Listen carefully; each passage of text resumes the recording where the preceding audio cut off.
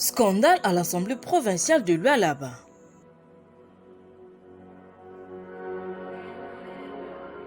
Ce qui vient de se passer dans l'Assemblée provinciale du Lualaba mérite d'être dénoncé sur la place publique.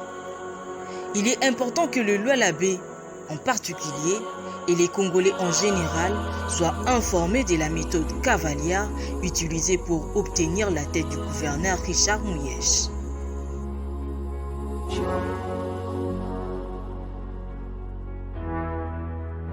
Après une longue période marquée par une confusion visiblement entretenue par l'ancien VPN de l'Intérieur, son remplaçant, Maître Daniel Asselo, a pris les dispositions pour remettre de l'ordre dans nos provinces qui étaient gérées par les intérimaires. Bref, une sorte de retour à l'ordre républicain.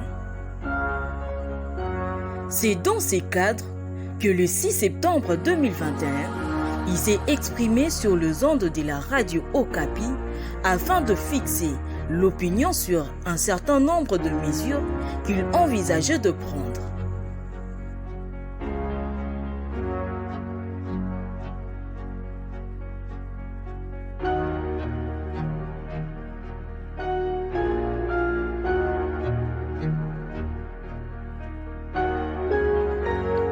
Dans sa communication, le VPN de l'Intérieur a clairement indiqué que le gouverneur Richard Mouyèche n'était visé par aucune mesure de restriction pour son poste de gouverneur de Lualaba. Il n'était ni révoqué par le chef de l'État, encore moins démis de ses fonctions par une quelconque motion de l'Assemblée provinciale. Son retour au Lualaba était donc imminent.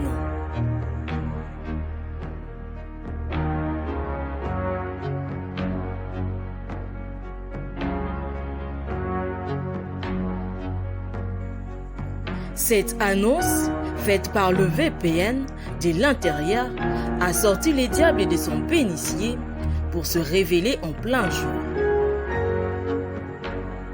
Une machine locale est sortie dans le but de contrecarrer les mesures envisagées par le VPN de l'Intérieur. Le laboratoire qui s'est caché sous les arbres s'est invité à l'Assemblée provinciale.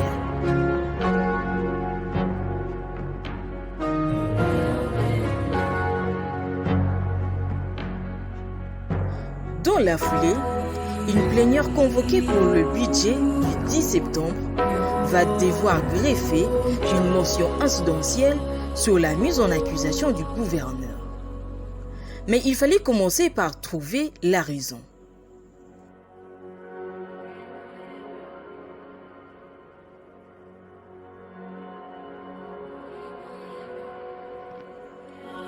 C'est alors que l'IGF sera appelé à la manœuvre.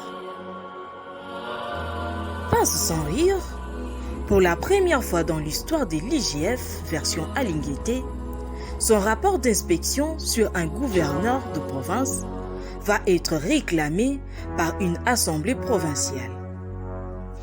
Alors que d'usage, la primaire est réservée au chef de l'État et les conclusions transmises au parquet. Peut-on parler de collusion entre l'Assemblée provinciale de Lualaba et l'IGF pour noyer le gouverneur Richard Mouyèche Monguès-Mons? En tout cas, on pouvait faire mieux. Et pour cause.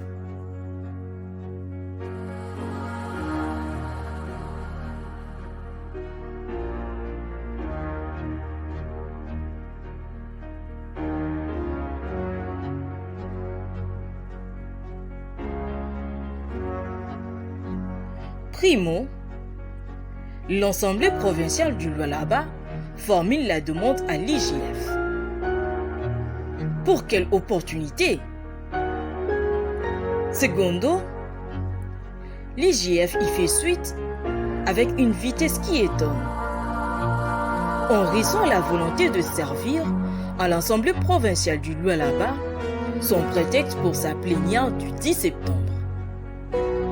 Tertio, L'IGF, visiblement embarrassé, leur produit son rapport provisoire du 21 mai 2021.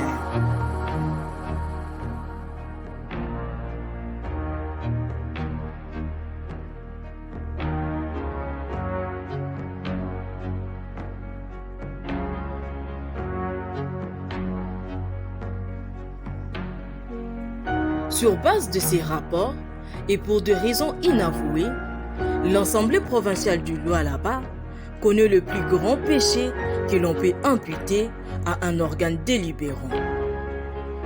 Car le document leur produit par l'IGF conclut pourtant en ces termes. Après échange, il a été convenu que le gouvernement provincial transmettra les pièces justificatives manquantes sur les opérations de sortie de fonds par caisse et par banque dans le meilleur délai. Fin de citation. Comment un tel document peut-il être exploité pour mettre en accusation un gouverneur?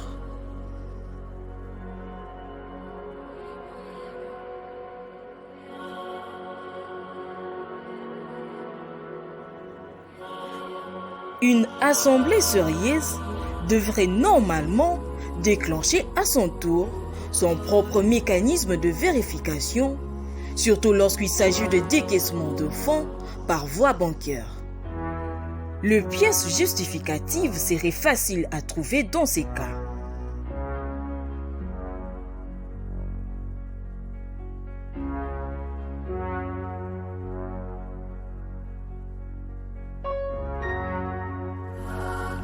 Insolite. La mise en accusation prononcée par eux à charge du gouverneur Richard Mouyej-Manguez-Mons présente une tricherie à deux niveaux. Primo, les 4 chefs d'inculpation présentés dans leur PV n'ont pas été débattus dans la plénière afférente, ce qui fait de ces PV un faux. Secondo, comme cela vient d'être dit, les rapports de l'IGF ainsi présentés ne peut nullement permettre une mise en accusation d'un gouverneur de province.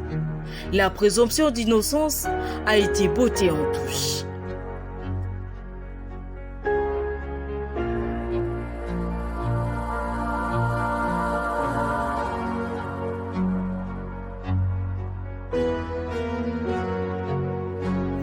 Plus grave, l'IGF se comporte en sapeur-pompier pour couvrir les errements de l'Assemblée provinciale, car dans sa dernière correspondance adressée au gouverneur Richard Mouyej-Manguez-Mons, il confirme leur rapport provisoire du 21 mai sans faire allusion aux pièces justificatives fournies alors qu'elles étaient demandées par elles-mêmes.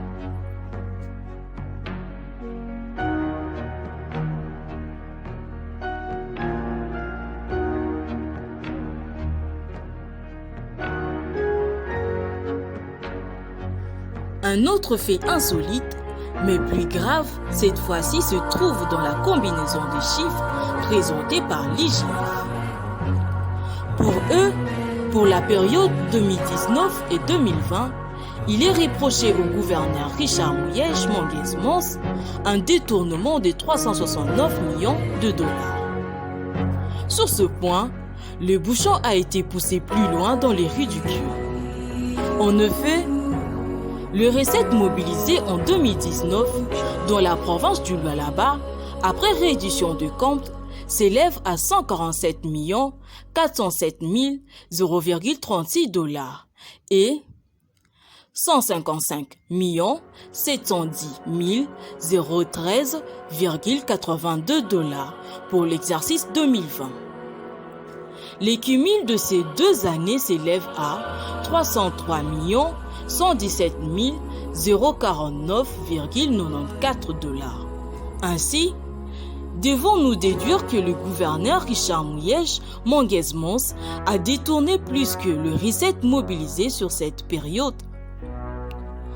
En d'autres termes, le gouverneur Richard Mouyej-Manguez-Mons a empoché toutes les recettes de la province et il est allé cueillir 65 882,06 $ dans la rivière du Lualaba pour atteindre ces chiffres de l'IGF. Ailleurs, de gens devraient démissionner.